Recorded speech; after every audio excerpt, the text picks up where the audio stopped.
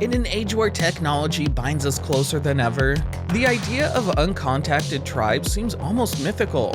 Yet tucked away in the Indian Ocean lies North Sentinel Island, a testament to human isolation. Here, a tribe untouched by modern civilization has lived for over 60,000 years. But what happens when one man's audacious dream to connect collides with this untouched realm? Dive into the gripping tale of John Allen Chau, whose quest for connection led to an unimaginable end.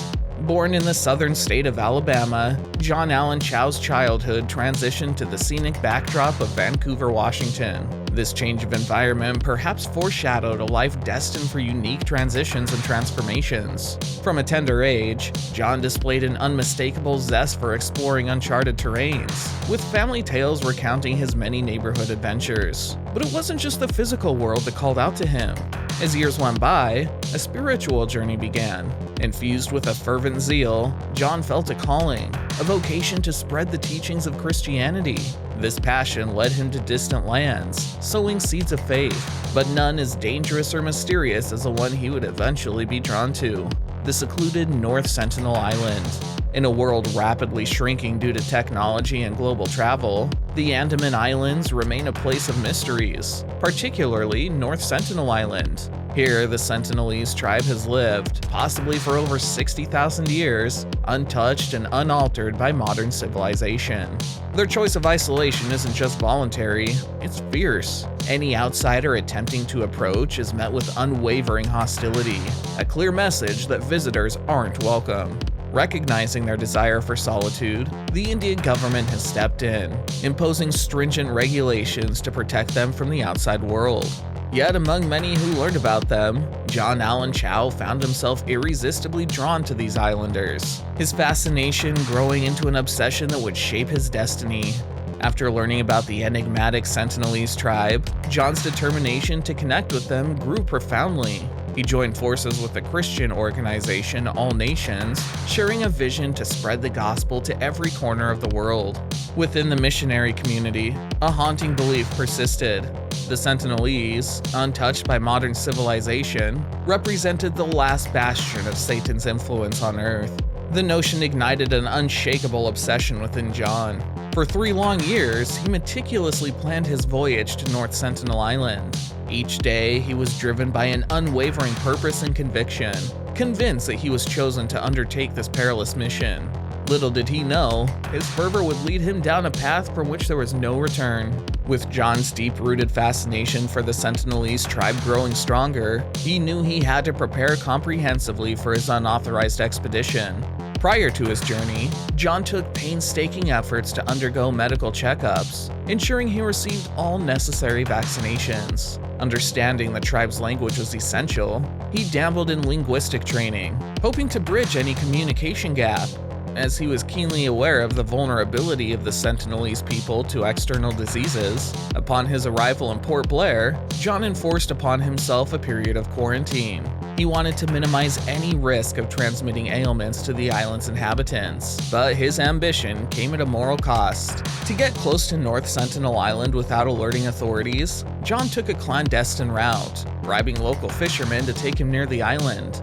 This treacherous journey was not only dangerous, but teetered on the edge of legality, further intensifying the already perilous mission he was about to undertake. Having meticulously prepared for this life-altering expedition, John Allen Chau finally made his move. Armed with gifts, a Bible, and an unwavering desire to communicate, he approached the shores of North Sentinel Island. But the Sentinelese, living in undisturbed isolation for potentially 60,000 years, didn't greet him with the curiosity he might have expected. At first, they met him with blatant hostility, brandishing their weapons and making it abundantly clear that outsiders were not welcome. Yet in some moments, their reaction shifted from aggression to sheer confusion. What could this stranger possibly want? As Chau persisted in his attempts, an event that would chill many to the bone transpired. A young boy from the tribe took an arrow and aimed it straight at him. Miraculously, the Bible Chau held close to his heart deflected the arrow, sparing him an immediate fatal injury. But the stark message was clear: the tribe wanted no part in his mission. After John's repeated attempts to connect with the Sentinelese, a pivotal moment arose that sealed his fate. Somewhere amid the chaos and uncertainty, he lost his passport.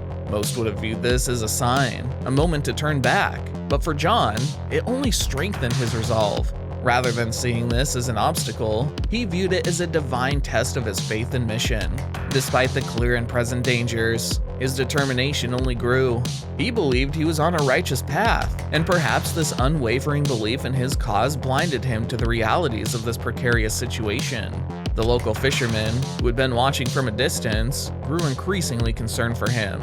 Their accounts of the subsequent events paint a harrowing picture. They describe the chilling sight of the Sentinelese tribespeople, bows drawn, advancing toward John. Later, they would witness what no one had hoped for: the tribe dragging his lifeless body. The finality of the scene left an indelible mark, not just on those fishermen, but on the collective consciousness of all who would later hear this tragic tale. Following the fisherman's chilling revelation of Chau's tragic end, the world was quick to respond. News of the audacious mission splashed across major media outlets, painting a vivid picture of the adventurer's perilous journey and subsequent fate. Public opinion was sharply divided, with many condemning Chau's actions as irresponsible and even dangerous. Critics argued that beyond the evident risks he took for himself, Chau might have inadvertently exposed the isolated Sentinelese tribe to external diseases against which they had no immunity. This could have devastated the entire community, wiping out one of the last untouched civilizations on Earth. Official responses echoed these concerns, pointing out the illegality of Chau's journey and the importance of regulations preserving the tribe's isolation. At the same time, the incident ignited a fervent debate within the missionary communities. While some viewed Chau as a dedicated evangelist pursuing a divine calling, others questioned the adequacy of the training provided to him. Was he truly prepared for the challenges he would face, or was he drawn by a misguided sense of purpose? The discourse underscored the broader implications of Chau's actions, leaving the world grappling with the consequences of crossing the boundaries nature and law had set. After the haunting revelations about Chau's final days, reactions were mixed and intense. All Nations, the organization Chau was aligned with, hailed him as a martyr. They praised his commitment, seeing his actions as an ultimate display of faith, even in the face of such clear danger. Conversely, Chau's father sharply criticized the missionary community. He accused them of pushing John towards an exceedingly perilous mission and perhaps even radicalizing him. Fueling this criticism was a particular training scenario John had undergone with the organization. Speculations arose that this mock training might have given him an overly confident, even distorted view of the challenges on the island. As the world grappled with Chau's story, these reactions underscored deep-seated debates about the ethics and methods of missionary endeavors in such dangerous terrains. Following the international outcry over Chau's mission, a grave dilemma emerged. Should efforts be made to retrieve John Allen Chau's body from North Sentinel Island? Many advocates vehemently argue against such a move. Their stance centers on respecting the Sentinelese tribe's autonomy in their decision to bury Chau. Meanwhile, organizations like Survival International emphasize the inherent risks of making contact with the tribe. Historically, uncontacted tribes have faced devastating consequences when exposed to diseases from outsiders, often wiping out large portions of their population. Drawing from these tragedies, it's imperative to weigh the safety of the Sentinelese people against the desire for closure for Chau's family. The question remains, is the potential cost of another encounter too high to bear?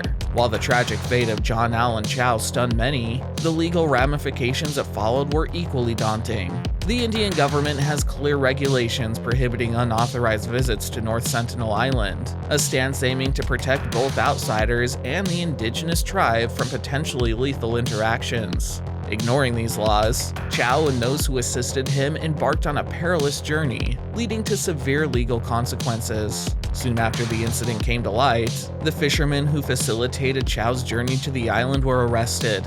They faced potential prosecution, serving as a somber warning to others who might consider similar endeavors. This tragic incident underscores the critical importance of abiding by laws designed to safeguard both ancient cultures and modern adventurers. Following Chau's haunting tale, we're reminded of the Sentinelese's choice for isolation. His story underscores the importance of respecting boundaries, serving as a cautionary lesson about the dangers of overlooking the autonomy of secluded communities.